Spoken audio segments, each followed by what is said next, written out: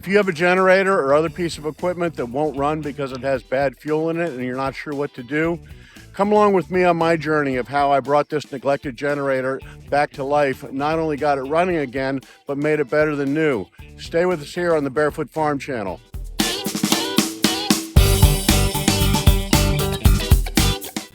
In the last segment of working on the generator, I had put clean fuel in it, tried the Starbright fuel cleaner stabilizer stuff, and that did some good, but it really didn't break down all the rust that was in there. It might have broken down the fuel issues, but it didn't break down the rust. There's a ton of rust still in the fuel tank, and I started to just replace the fuel tank. I went on Amazon looking for replacements, and I found Honda clone slash Harbor Freight generator gas tank replacements, but they stipulated that they did not have a vent on them, and this tank has a vent, which you can see here. I'm not sure how it works inside of the tank, but it returns the fuel, the vented fuel vapors from the tank to the air cleaner. And I didn't want to take a chance on that. So I did further research about how you clean a gas tank, and I figured that people with classic cars or classic motorcycles wouldn't want to be looking on Amazon to get replacement gas tanks. And sure enough, there were a number of videos on about cleaning your gas tank and getting the rust out of it. So main thing about it is using a mild acid. They said scrub it first and use a mild acid. So I've gotten, this is a closest thing to Simple Green that I found. It's a Simple Green knockoff that they had at Walmart. And then I've got 7 gallons of Walmart vinegar to put in here. So we're gonna scrub this thing out. Probably can't see the solids in there, but we're gonna scrub this thing out. We are gonna put the vinegar in there and let it sit for a number of days and see how that breaks it up. So here's the next chapter. Let's see what happens. About half a jug of that cleaner stuff, Simple Green knockoff stuff, in there. Put a little water in. We're gonna give that a good sloshing. I saw guys put nuts and bolts and different types of things that served as aggregate in the tanks when they clean them, but they also had a difficult time getting them out. And I found when I was trying to empty liquids out of this before, that the way this stopper collar is, I guess that's what you call it, a stopper collar is constructed, that it's difficult to get stuff out of it because it gets trapped behind that lip when you upend it. So I'm reluctant to put anything solid in there. So as I was hosing this thing out and sloshing it around, I did have maybe sort of a crazy idea. Maybe it's genius, I don't know. Let's put some sort of aggregate in there that we don't have to worry about getting out. So I emptied out the ice bin in the freezer, and we're gonna put ice in there and slosh it around. I've used ice, remember in working in restaurants as a kid, used ice to clean coffee pots. So let's give this a try, see what happens.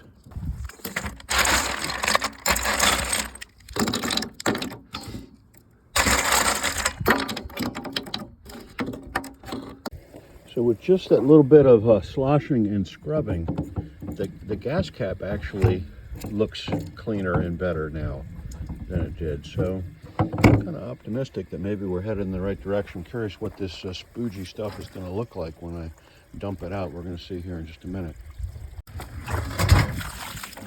Oh, nice.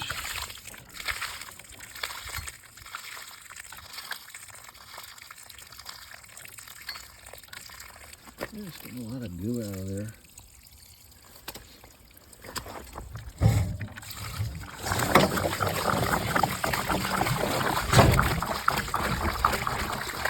Maybe definitely headed the right direction.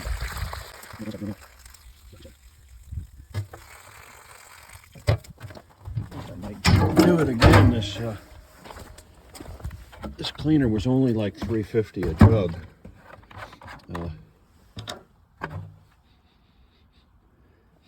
smells kind of like Simple Green. It's hard to tell where a little bit of gas on my hands, but it looks like Simple Green. Some folks recommended pressure washing. To me, if I felt like if I got the pressure washer out, I would get more water on me and everything else than I would get in the tank. It's such a small opening there and such a tight angle to get anything in there. Maybe I'll stick the hose in there though to rinse it out.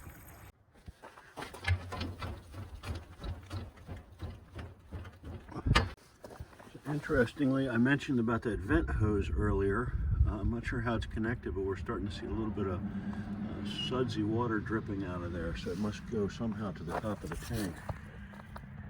Yeah, it definitely looks cleaner than the last flush, so I think I'm just going to let this run a bit, and see how it clears up. Probably won't use that hose for an RV again, though. So the flushing appears to be floating stuff up out of the tank here, because I just cleaned this off with a scrub brush. I thought this was just dirt collecting on here, dirt coming loose that had been collected on the top here. But I just cleaned it up, and now after it runs a bit, yeah, see there's more stuff coming up there. So that's encouraging. Yeah, lots of stuff. Oh, look at that.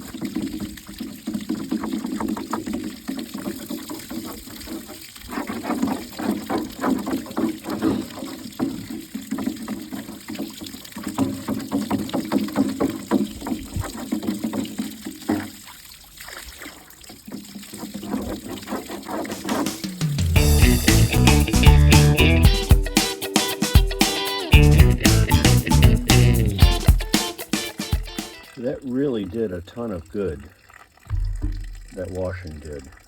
I bet in a pinch, could probably put clean fuel in this and run it again, but since we've gone this far, I'm still going to go ahead and do the vinegar treatment, but it got a lot of those solids out of there. Once this gets finished draining out of here through the petcock fitting, we can then put that back on there and put that vinegar up in it and see what happens. Fortunately or unfortunately, the recording was lost of me time-lapsing 7 gallons of vinegar in this tank dissolving the rust. This is a brief interlude in today's episode where the next step from cleaning the tank, you're going to see me reassembling the generator on fast forward. Stick with us to the end to see this generator come back to life again. There's also a couple of follow-up episodes to this where I ended up replacing the starter switch on this and doing a conversion to propane.